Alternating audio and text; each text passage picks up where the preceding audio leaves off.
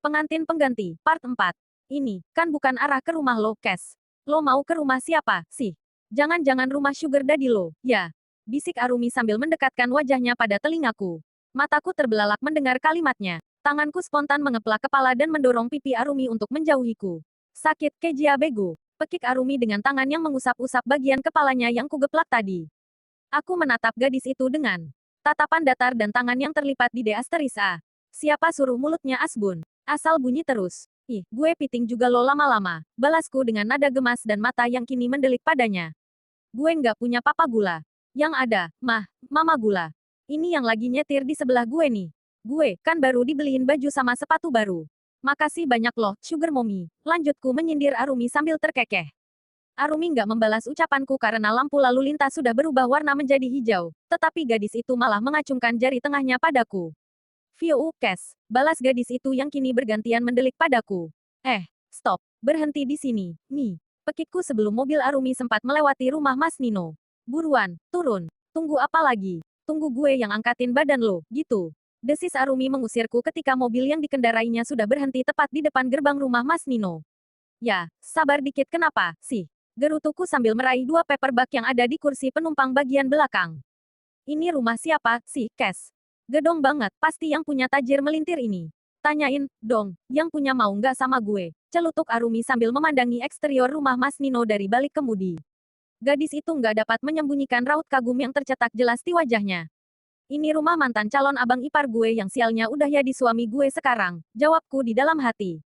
Nggak mungkin aku menyuarakan kalimat itu pada Arumi. Bisa-bisa aku akan diinterogasi 7 hari 7 malam oleh gadis itu dan yang paling parah adalah Arumi yang langsung terkapar pingsan setelah mendengar fakta sebenarnya.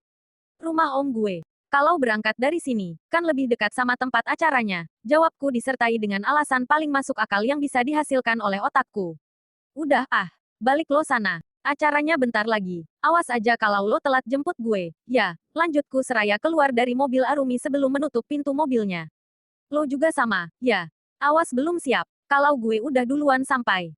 Gue tinggal langsung. Balas Arumi sebelum menginjak pedal gas dan melambaikan tangannya padaku melalui jendela mobil bagian penumpang yang terbuka. Aku menghiraukan sosok Mas Nino yang sedang duduk di sofa ruang tamu dengan tablet di tangannya. Aku memilih untuk langsung berlari masuk dan menaiki anak tangga menuju kamarku yang berada di lantai atas. Aku tahu, Mas Nino mengamati gerak-gerikku sedari awal aku masuk ke dalam rumah sampai aku menghilang dari pandangannya. Tapi, aku terlalu malas mengucapkan salam pada pria itu. Waktu yang sudah menunjukkan pukul 5 pun semakin membuatku panik sehingga benar-benar berlalu dari hadapan pria itu dan mengabaikannya di bawah sana untuk masuk ke dalam kamarku. Aku segera membersihkan diri, secepat mungkin seperti kecepatan supersonik. Setelah itu, aku memilih salah satu piyama berkancing untuk kukenakan saat merias wajah agar fallout dari kosmetik yang aku gunakan nggak akan mengotori dress yang akan kupakai nanti. Tanganku bergerak untuk merias wajah dengan mata yang sesekali beralih pada jam yang tertempel di dinding untuk memastikan sudah seberapa cepat waktu berjalan. Aku memilih jenis make up yang ringan tanpa coverage yang penuh. Karena malam ini bukanlah acaraku. Lagi pula, nggak ada noda membandel atau bekas apapun yang harus ditutupi dengan alas bedak yang berdaya lapis tinggi. Maka dari itu, aku memutuskan untuk menggunakan make up yang simpel dan tipis saja. Akan terasa sangat aneh jika aku yang notabene-nya hanyalah tamu undangan, tetapi menggunakan make up yang lebih tebal daripada pemilik acara. Setelah seluruh bagian wajahku sudah terlapisi oleh berbagai jenis make up dalam mode yang tipis, aku segera mengganti piyama yang sedang membalut tubuhku dengan dress yang dibelikan oleh Arumi tadi. Untuk bagian rambut, aku hanya mencepolnya ke atas menjadi model bun karena model itulah yang paling anti menyusahkan dan cepat. Yang terakhir kulakukan sebelum keluar dari kamar adalah memastikan penampilanku dan memasukkan selembar uang berwarna merah muda ke dalam clutch yang akan kubawa. Walaupun aku selalu membawa kartu ATM yang kuletakkan di belakang sarung ponsel, tetap saja aku perlu membawa uang tunai untuk berjaga-jaga dari urgensi yang gak terduga. Aku berjalan cepat menyusuri anak tangga untuk menuju ke lantai bawah dengan tangan kanan yang menggenggam clutch dan tangan kiri yang menjinjing sepasang sepatu yang juga dibelikan oleh Arumi tadi. Beberapa menit yang lalu, Arumi sudah mengirimkanku pesan singkat yang mengatakan bahwa gadis itu sudah berangkat dari rumahnya dan akan segera sampai di sini. Saat melewati ruang tamu, kedua mataku menemukan sosok Mas Nino yang duduk di sofa dengan salah satu kaki yang menumpuk kakinya yang lain. Posisi pria itu bahkan belum berpindah seinci pun dari sebelumnya. Mas Nino mengalihkan tatapannya dari tablet yang ada di tangannya ketika mendengar suara derap langkah kakiku yang semakin lama semakin dekat. Mata pria itu meneliti penampilanku dari ujung kepala sampai ke ujung kaki. Entah kenapa, ulahnya yang seperti mesin pemindai itu membuatku gugup sekaligus kikuk. Telapak tanganku bahkan kini sudah terasa sedikit basah dan lembab saking gugupnya dipandangi. Seperti itu oleh Mas Nino. Kenapa lo jadi gugup begini, Sitcast? Masa cuma dilihatin doang udah keringat dingin? Cemen, batinku merutuk di dalam hati. Aku akhirnya bisa bernapas dengan normal setelah tatapan Mas Nino kembali beralih pada tablet yang ada di tangannya. Namun semuanya nggak semudah itu karena Mas Nino malah mulai mengeluarkan pertanyaan menginterogasinya. Baiklah, Kes, kamu pasti bisa, ujarku di dalam hati untuk menyemangati diriku sendiri. Mau kemana kamu? Tanya Mas. Nino membuka suara dengan tatapan yang masih melekat pada layar tablet dia. Ada acara ulang tahun teman, Om. Jawabku datar. Mas Nino berdecak. Dengan pakaian seperti itu kamu bilang mau ke acara ulang tahun teman. Otak kamu masih waras enggak? Sindir pria itu dengan nada nggak suka yang kentara pada kalimatnya. Aku melayangkan tatapan sebal pada Mas Nino karena sindirannya itu. Di mana acaranya? Lanjut pria itu bertanya, mengabaikan tatapanku. Yang pastinya bukan di sekolah. Om, ujarku dengan nada sarkasme yang kental sambil menatap pada layar ponselku yang kembali menampilkan. Pesan masuk dari Arumi. Gue pergi dulu, Om. Dah, kataku sambil melanjutkan langkah menuju pintu rumah. Berhenti. Baru satu langkah aku beranjak, suara teriak Mas Nino dengan nada yang naik satu oktav dari biasanya sudah tertangkap oleh telingaku. Aku bahkan sampai terperanjat kaget karena suara menggelegar pria itu. Mas Nino bangkit dari posisi duduknya dan melemparkan tablet yang berada di tangannya dengan sembarangan ke permukaan sofa. Aku beringsut mundur saat Mas Nino berjalan semakin mendekat ke arahku. Namun saat punggungku sudah menubruk bufet TV yang berada di belakangku, aku nggak bisa lagi bergerak. Rasanya tubuhku pun sudah terlalu kaku hanya untuk sekadar bergeser beberapa senti dari tempatku saat ini. Karena Mas Nino yang sudah mengurungku di antara kedua lengannya. Pasokan oksigen di yang masuk ke paru-paruku pun rasanya terhambat karena pria itu memajukan wajahnya sampai sangat dekat dengan jarak wajahku. Padaku, kalau aku bergerak salah arah, sedikit saja, dapat dipastikan bibirku akan berakhir menempel pada bibir Mas Nino dan tentu saja aku nggak akan membiarkan hal itu terjadi. Mengingat ciuman kening saat akad nikah kami saja sudah membuatku misuh-misuh, apalagi jika ini menyangkut tentang ciuman. Pertamaku, pasti akan kujaga dengan sebaik mungkin untuk orang yang memiliki perasaan yang sama padaku nanti dan jelas orang itu pasti bukanlah Antonino Pranadipa yang menyebalkan.